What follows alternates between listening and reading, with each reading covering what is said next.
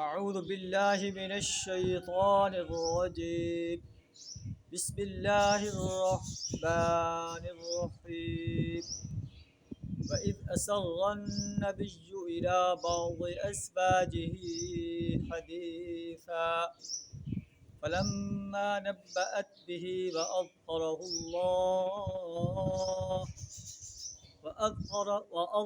اللَّهُ عَلَيْهِ عَرَّفَ بَعْضَهُ وَأَعْرَضَ عَنْ بَعْضٍ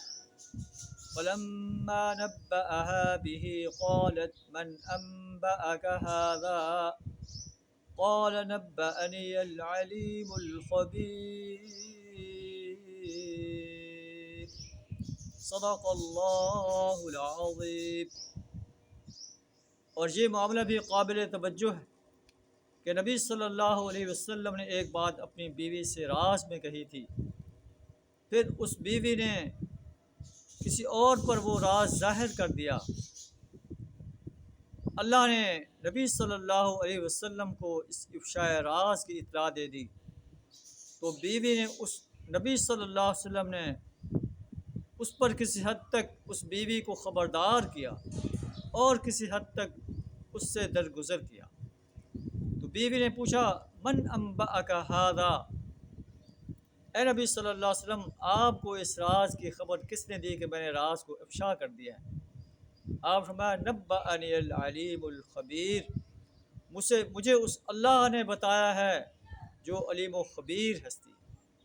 اس سے معلوم ہوا کہ نبی صلی اللہ علیہ وسلم پر قرآن کے علاوہ بھی وحی آتی تھی، کیونکہ یہ بات قرآن میں کہیں نہیں ہے کہ اے نبی صلی اللہ علیہ وسلم آپ نے جو بات اپنی بیوی کو ایک راز کی کہی تھی، بیوی نے اس راز کو فاش کر دیا ہے، یہ قرآن میں کہیں نہیں ہے۔ تو اس بات کا ثبوت ہے کہ نبی صلی اللہ علیہ وسلم پر قرآن کے علاوہ بھی وحی نازل ہوتے ہیں۔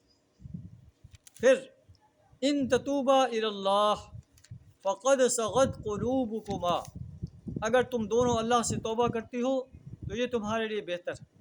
کیونکہ تمہارے دل سیدھی راہ سے ہٹ گئے ہیں۔ اور اگر نبی کے مقابلے میں تم نے جتھا بندی کی فإن اللہ هو مولاه وجبریل، بس بے شک اللہ اس کا مولا ہے، جبریل اور تمام سارے لوگ اور سب ملائکہ اس کے ساتھی اور اس کے مددگار ہیں۔ والملائکۃ بعد ذلک ظہیر عسیٰ ربہ ان طلقکن، بعید نہیں کہ اگر نبی تم سب بیویوں کو طلاق دے دے تو اللہ اسے ایسی بیویاں تمہارے بدلے عطا فرمائے جو تم سے بہتر ہوں، سچی مسلم مومن قانتات تائبات ہوں، عابدات ہوں، سائحات روزہ دار ہوں، طیبات ہوں ابکارا، خواہ شوہر دیدہ ہوں یا باکرہ ہوں۔ اگر تم نبی صلی اللہ علیہ وسلم کے مقابلے میں جتھا بندی کرو گے تو ہو سکتا ہے کہ نبی تمہیں طلاق دے دے اور اللہ تمہارے بدلے تم سے اچھی بیویاں جو ہے اپنے نبی کو عطا فرما دے۔ اللہ سے دعا کریں ہمیں نبی صلی اللہ علیہ وسلم کے مقابلے میں جتھا بندی کرنے سے اپنی پناہ عطا فرمائے، زندگی کے ہر شعبے میں اپنی اور اپنے پیارے نبی صلی اللہ علیہ وسلم کی اتباع کرنے کی توفیق عطا فرمائے، نافرمانی کرنے سے اپنی پناہ عطا فرمائے۔